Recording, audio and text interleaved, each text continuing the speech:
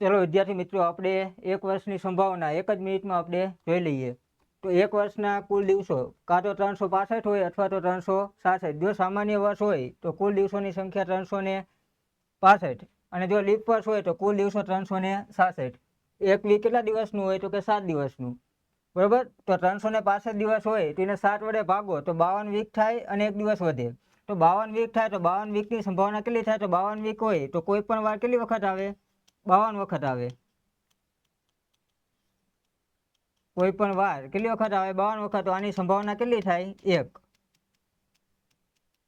આની સંભાવના ગણવાની આવે નહીં. તો એક દિવસ જે વધ્યો આની સંભાવના કેટલી ખબર નથી. આની સંભાવના ગણવી જોઈએ. તો એક દિવસ કયો હોય? તો એક દિવસ સોમવાર હોઈ શકે, મંગળવાર હોઈ શકે, બુધવાર હોઈ શકે, ગુરુવાર હોઈ શકે, શુક્રવાર હોઈ શકે, શનિવાર અથવા રવિવાર હોઈ શકે, બરાબર. તો કુલ કેટલા દિવસ છે? બાકી 7. હવે એક દિવસ એવું પૂછ્યું કે બુધવાર ક્યારે આવે? તો બુધવાર જે છે, બુધવાર કેટલી વખત આવે છે? તો 1 વખત. તો ઉપર કેટલા આવશે? 1. તો આની સંભાવના કેટલી થાય? 1/7.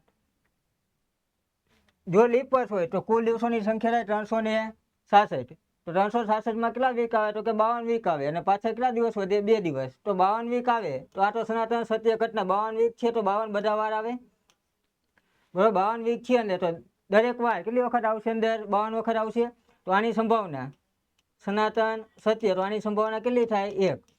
આની સંભાવના ગણવી જોઈએ કે આની સંભાવના ખબર નથી. તો આ 2 દિવસ કયા કયા હોઈ શકે? તો કે 2 દિવસ સોમ મંગળ હોઈ શકે, કાં તો મંગળ બુધ હોઈ શકે, કાં તો બુધ ગુરુ, કાં તો ગુરુ શુક્ર, કાં તો શુક્ર શનિ, શનિ રવિ અથવા રવિ સોમ. તો એ સંભાવના ટોટલ કેટલી છે? તો કે 7. તો કુલ પરિણામ 7. આપણે પૂછ્યું કે બુધવાર, તો બુધવાર કઈ કઈ ઘટનામાં આવે? તો કે બુધવાર આમાં આવે, મંગળથી બુધમાં.